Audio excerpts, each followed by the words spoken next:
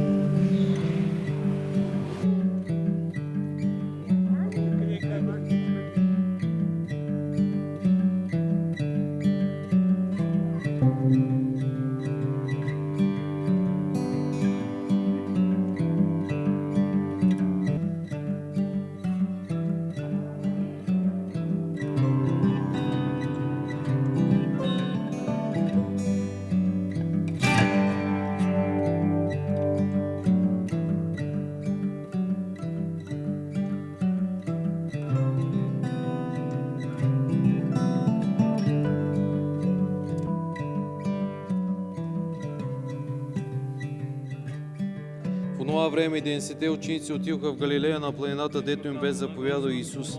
И като го видяха, поклониха му се, някои се усъмниха.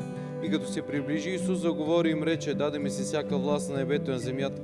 И те идете, научете всички народи, като ги кръщавате в името на Отца и Сина и Святия Дух, и като ги учите да пазят всичко, що съм ви заповядал. И ето аз съм с вас през всички дни, до свършека на света.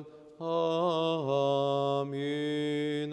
Името на Отца, амин, и Сина, амин, и Святия Дух, амин. Взимате кърпата и я гускате ви. Разгъвате я бързо, давайте я на кръстника. Готово? Готово. Сега ще има много самолет. Готово? Това е цялата работа. Айде. Готово. Христа облеко сте сяли,